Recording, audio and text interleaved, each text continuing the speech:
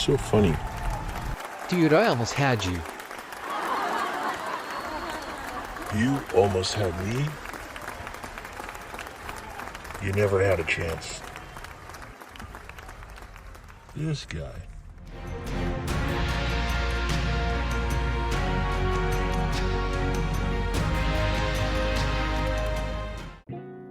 So I'm continuing my journey to try every GTX 1060 that was ever made. I recently did the video on the MSI Gaming X, which was one that was missing from my list.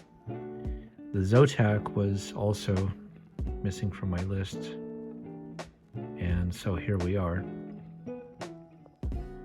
Now, before we talk about this card, let's go ahead and look at the specifications of the Zotac versus a regular GTX 1060. The Zotac AMP Edition and Mini.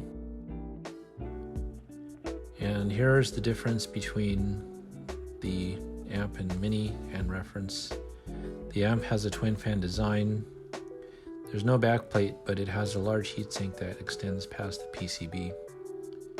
And you have a clock speed of plus 50 and plus 63 over the reference design. The Zotac Mini has a single fan with an aluminum heatsink, and it actually has the same clock speed as the reference design. Now you might be thinking, why would they have the same clock speed as the reference? The thing is, the GTX 1060 works very well when it's cooled, and the Zotac Mini has a very large heatsink, way bigger than the reference, and so even at the same rated clock speed, it overclocks well and performs way better than the original. Here it is, the Zotac AMP. Just found this on eBay. It was actually listed as a Zotac Mini. But when I looked at the card, I noticed something different. The Mini has an aluminum heatsink,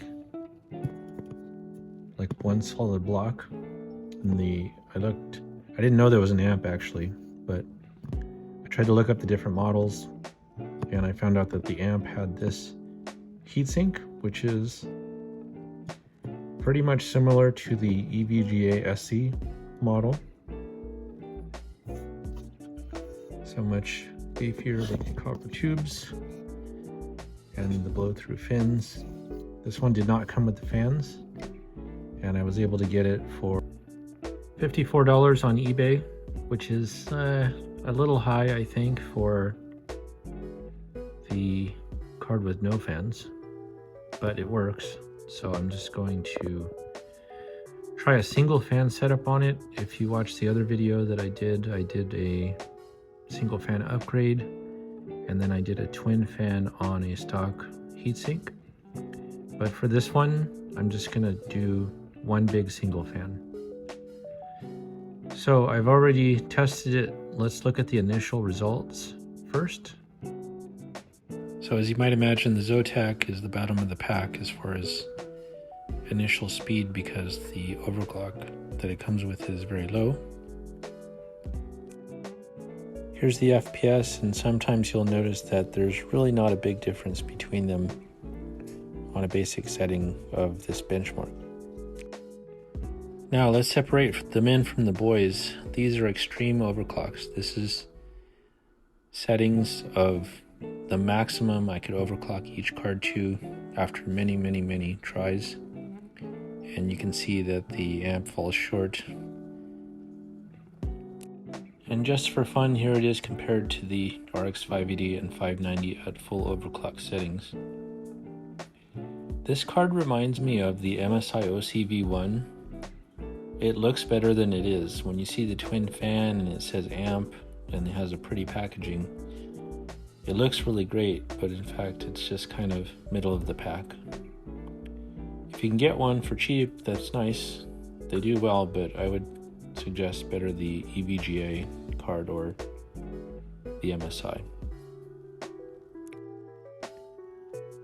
And now that we see how it performed pretty well, I want to go ahead and take a look under the hood and check the thermal paste. It ran quite cool as it stands. We're going to take this off anyway. It looks like we have the standard heatsink mount, and then it looks like there's another mounting point here. So let me take these off and then we'll show you underneath. And here we are removed. Not too dirty. It's a little dust right here. I wonder if somebody repasted this before because the paste is pretty fresh. It's wet. Also, the warranty sticker on the screws were not there. And in the previous GTX 1060 videos, I didn't look too much at the card itself. So going forward, I'm going to have one video for each brand model so that we can look closer at the design differences. The first thing I notice is versus the EVGA. The EVGA, the basic standard one, did not have a heatsink here. It had the holes for it, but there was no heatsink, so that's nice. And then we have Samsung memory, which is the best you can get on a GTX 1060, Micron being second. And then we have the mystery missing memory spots that people always wonder what they're for. And then I see these extra holes, which would be for a backplate, but there's no backplate. So that could be utilized for something else. And then on to the heatsink. So it looks like we have three, I believe that's 3 copper pipes. Could be 2 just wrapping around. It'll be in the specs. And then instead of so the cheaper Mini and other cheaper 1060s and other cards that I've seen, they would have an aluminum block, and then the heat pipe would run through the aluminum block. So this has an actual copper plate. So that's good. And then you have thermal pads for the memory chips. Now this is upside down, so the funny part is that there's 2 thermal pads here, but there's no memory chips here. So I'm guessing that was for some other reason. Maybe there was a 1070 version or 1080, who knows. Then you have the power connector. This draws, when I pushed it to max 130, it's rated at 120. That's your fan connector. So it's pretty simple. It's definitely better than the EVGAs, the basic ones that I've seen. And yeah, just gonna clean this up a little bit and repaste here. This will not come off. The thermal pads seem to be stuck under here, and it doesn't run hot anyway, so I'm just gonna leave well enough alone and just leave that there. But there's the design. Pretty surprised how well it runs for being so small. And if you look at my other EVGA video where I modified this to have a big heatsink and twin fans, I did not get any heat contact with the memory on that setup, and I had no cooler here, although the fan would blow directly to it, so it helped, but difference in design. And then let me go ahead and show you the fan solution. So here's the fan solution. We're gonna go ahead and try, I think this is the first time I did this, a 120 on the card. There could be some spacing issue here with other PCI slots, I'm not sure yet. When I ran the tests, I just had it kind of against it. It wasn't mounted. In the first videos that I made, I put a 92mm, which fit better,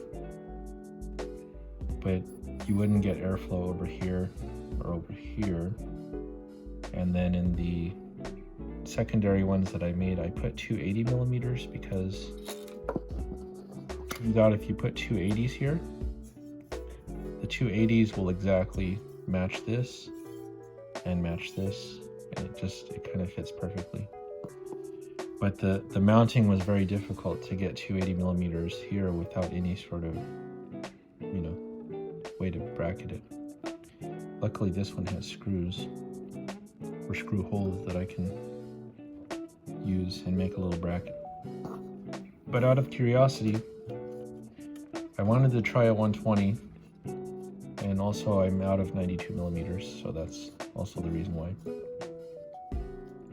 And then what I do is, with the single fan, we're not going to have a shroud. It's been proven that taking the shroud off actually helps the card, because the plastic shroud will trap heat in and not let things leave, or whatever they say. But typically, I want to put the fan in the center, but the thing is, really, in a normal case, you would have a front fan here, and in the ones that I've done, the airflow will actually hit this, because it's pretty close in the smaller Dells that I was doing. So you're kind of getting natural airflow here, so it doesn't have to be center. I kind of want to put it over here, but it's going to look weird.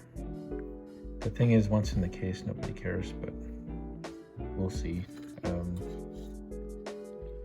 I mean, if it's here, I can use the mounting holes, right? But then that would be exposed. And the GPU is here.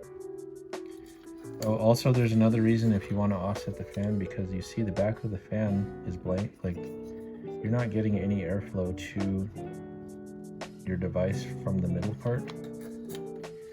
So my theory was, if you put the middle of the fan right over the GPU, it's not actually getting air to that spot.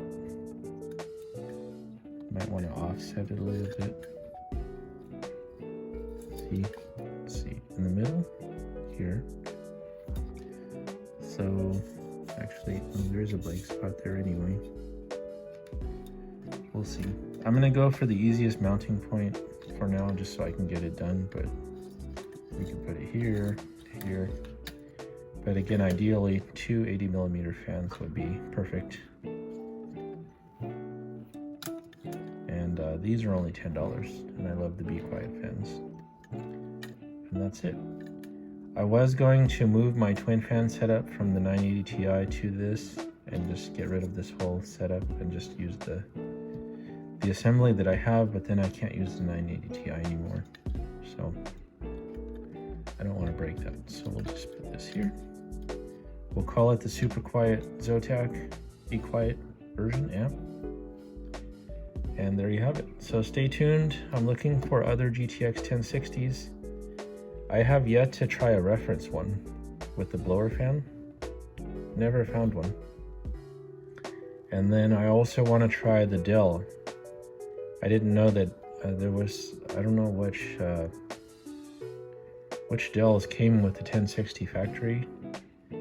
There's the one you've seen probably before is the crappy Dell one, where the fan is just on the heatsink and there's not even a shroud or anything.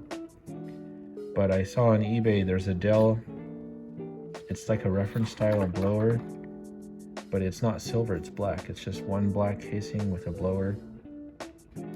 I think it looks cool. It would be nice to get one of those, test it, and then put it in an actual Dell system to live. So hopefully I can find them. I mean, I've seen them online, but they're, I don't know why they want like $80–90 for a Dell 1060, but anyway, we'll see you in the next one. There's links below to all the 1060 videos that I've had, and we'll continue this mission, and we'll try every 1060 there is. See you later.